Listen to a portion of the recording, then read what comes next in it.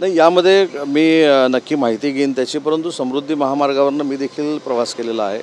समृद्धी महामार्गावरनं प्रवास करत असताना काही प्रिकॉशन्स घेतल्या पाहिजेत आणि घेतल्या पाहिजेत म्हणजे त्या स्वतःच्यावर स्वतःनं सक्ती केली पाहिजे, तरच ते अपघात होणार नाहीत. कारण समृद्धी महामार्ग हा मुंबईला जोडणारा अतिशय जवळचा मार्ग आहे.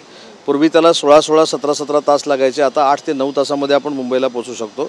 पण सगळ्या प्रिकॉशन्स घेतल्या पाहिजेत आणि हा अपघात का झाला आहे, कशामुळे झाला आहे याची मला माहिती नसल्यामुळं मी माहिती घेऊन त्याच्यावर नक्की बोलेन. सर, एकंदरीतच काल मनोज जरांगे पाटील यांची मराठा आरक्षणाच्या संदर्भात संपूर्ण मोठी विराट अशी सभा झाली. या सभेमध्ये त्यांनी सांगितलं की फक्त 10 दिवस आता सरकारला आरक्षणासाठी देण्यासाठी उरलेले आहेत. जर सरकार अपयशी ठरलं तर 22 ऑक्टोबर नंतर आम्ही आमच्या आंदोलनाची दुसरी दिशा आम्ही ठरवू.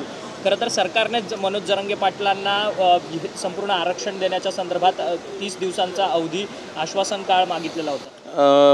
ज्यावेळी त्यांनी उपोषण सोडलं त्यावेळी मी स्वतः मुख्यमंत्री महोदयांबरोबर त्या ठिकाणी उपस्थित होतो. काय तुम्ही अजूनही पालकत्वाची वाट पाहताय? ओएसिस फर्टिलिटीने आता 90,000 जोडप्यांचं आयुष्य आनंदाने भरलं आहे. आजच कॉल करा 78 25 89 36 02 वर आणि मिळवा फर्टिलिटी ट्रीटमेंटवर सूट आणि सर्वांना द्या आनंदाची बातमी. मुख्यमंत्री महोदयांनी समितीची जी स्थापना केलेली आहे त्याचा समिती अभ्यास देखील करते. मी देखील चंद्रकांत दादांची जी समिती आहे त्याचा सदस्य म्हणून काम करतो आहे. मला असं वाटतं की मराठा समाजाला आरक्षण देण्याबाबत आम्ही कुठेही नकारात्मक नाही. मराठा समाजाला आरक्षण दिलंच पाहिजे ही शिंदेसाहेबांची, देवेंद्रजींची आणि अजितदादांची भूमिका आहे.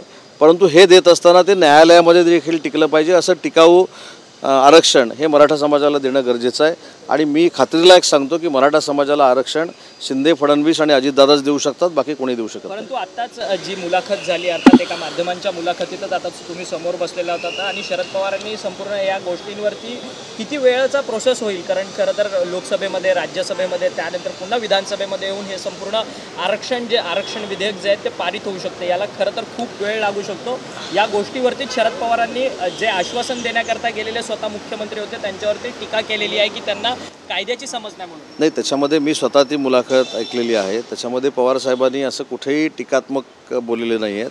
पवारसाहेबांनी असं सांगितलं की याच्यामध्ये घटनेमध्ये जर बदल करावा लागला किंवा केंद्र शासनाला काही निर्णय घ्यावे लागले किंवा लोकसभेचं अधिवेशन घ्यावं लागलं तरी ते केंद्र सरकारनं घ्यावं. या आरक्षणाच्या संदर्भामध्ये आम्ही देखील सरकारबरोबर आहे हे देखील त्यांनी त्या ठिकाणी सांगितलं. आणि दुसरी महत्त्वाची गोष्ट, ते ज्यावेळी जरांगे पाटलाला भेटले त्यावेळी त्यांनी काय त्यांना सांगितलं हे सांगितलं. आणि म्हणून मला असं वाटतं की या आरक्षणामध्ये राजकारण न आणण्याचा सगळ्याच पक्षांनी निर्णय घेतलेला आहे. मराठा समाजाला आरक्षण दिलं गेलं पाहिजे ही प्रत्येकाची भूमिका आहे आणि ते आम्ही देऊन दाखवू. खरं तर कुठेतरी फडणवीसांना मराठा आरक्षणाच्या या सगळ्या मुद्द्यांमध्ये टार्गेट केलं जातं असं मंत्री सदाभाऊ खोत म्हणतात. माजी मंत्री सदाभाऊ खोत बोलताना पाहायला मिळतात. खरं तर मराठा 70 वर्ष मी एक प्रामाणिकपणानं सांगतो की पहिलं मराठा आरक्षण जे दिलं आणि जे हायकोर्टामध्ये टिकलं ते देवेंद्रजींनीच दिलेलं होतं. नंतर सुप्रीम कोर्टामध्ये कोण टिकवू शकला नाही ह्याचा देखील अभ्यास होणं गरजेचं आहे. पण त्या राजकारणात मला जायचं नाही. कुठेही देवेंद्रजींना टार्गेट होऊ नये या संदर्भामध्ये पूर्ण दक्षता घेतली गेली पाहिजे. कारण मराठा समाजाला आरक्षण देण्याचं पहिलं काम जे कोणी केलं असेल ते देवेंद्रजींनी केलं होतं आणि नंतर हायकोर्टामध्ये टिकून देखील दाखवलं होतं. त्याच्यामुळे देवेंद्रजींना दोष देण्याचा कुठंच यामध्ये अर्थ नाही. उलट देवेंद्रजी या संदर्भामध्ये, देवेंद्रजी असतील, एकनाथजी शिंदेसाहेब असतील, अजितदादा असतील, हे फार मोठ्या पद्धतीने हे लवकरात लवकर मिळावं यासाठी प्रयत्न करतात. उद्धव ठाकरे हे समाजवादी परिवारांशी चर्चा करणार आहेत, त्याच्या नेत्यांशी चर्चा करणार आहेत. 2024च्या लोकसभा निवडणुकीसाठी आता ही मोर्चे बांधणी ठरते, कशा प्रकारे पाहतात? त्यांनी कोणाबरोबर चर्चा करावी, कोणाबरोबर करू नये हा शेवटी त्यांच्या पक्षाचा भाग आहे. परंतु मला फार राजकारण कळत नाही, पण मी अनेक लोकांचं ऐकतो, अनेक लोकांची चर्चा करतो. त्याच्यातनं एक निश्चित आहे की लोकसभेची निवडणूक झाली की पंतप्रधान हे नरेंद्र मोदी साहेबच असणार आहेत. सर, फॉर्जेट हाऊस आणि फॉर्जेट रस्त्याचं नाव बदलावं म्हणून बच्चू कडू हे जे आंदोलन करतात 15 दिवसाचा इशाराही देण्यात आलेला आहे. आताही आंदोलन सुरूच आहे. मी त्यांच्याशी बोलून घेईन. सर, एक महत्त्वाचा प्रश्न, राज्यातील लातूर असेल किंवा इतर महत्त्वाच्या जिल्ह्यातील विमानतळं तयार आहेत, मात्र ते सध्या बंद आहेत. या संदर्भात तुम्ही पावसाळी अधिवेशनामध्ये आश्वासन सुद्धा दिलं होतं. विधानसभा अध्यक्षांनी स्वतः म्हणले होते या संदर्भात मी कॅबिनमध्ये बैठक घेतो, मात्र अशोक चव्हाणांनी याच्या संदर्भामध्ये बैठक झालेली आहे. महाराष्ट्र राज्याचे उपमुख्यमंत्री अजितदादांनी याची बैठक घेतली होती आणि त्याच्या पार्श्वभूमीवर कालचा दिवस जर सोडला तर परवा मी लातूरच्या विमानतळाच्या पाहणीसाठी स्वतः गेलेलो होतो. मुख्यमंत्री महोदयांनी मराठवाडा मुक्तीसंग्रामाच्या वेळी जी आश्वासनं दिलेली होती, वचनं दिली होती, ती MIDCची देखील होती. त्याच्यामध्ये लातूर विमानतळ होतं आणि लातूर विमानतळाचं लँड ॲक्विजिशन जे करायचं होतं 48 हेक्टरचं, त्यातलं 38 हेक्टर लँड ॲक्विजिशन झालेलं आहे. 10 हेक्टरला शेतकऱ्यांचा विरोध आहे. शेतकऱ्यांना समजवण्यासाठी बैठक घेण्याच्या सूचना मी दिलेल्या आहेत.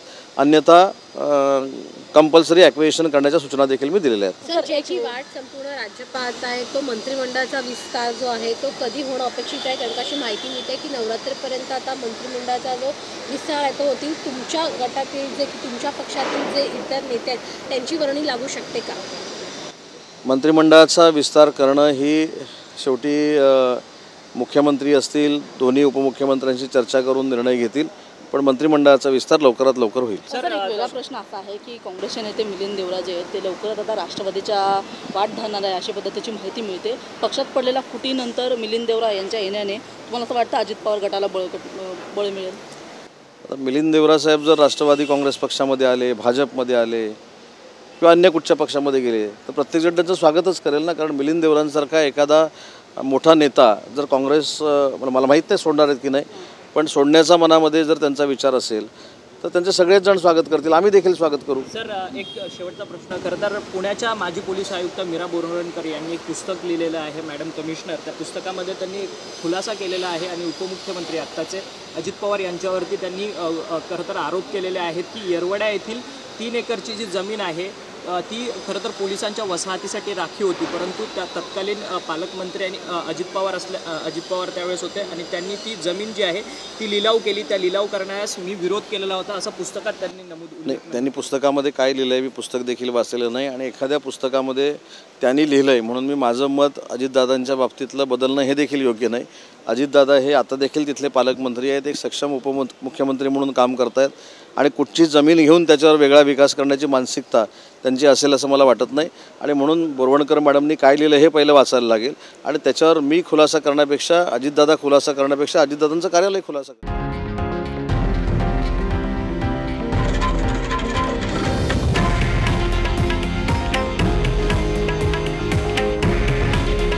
हे आहे देशातील नंबर 1 न्यूज नेटवर्क आणि आपण पाहत आहात TV9 मराठी.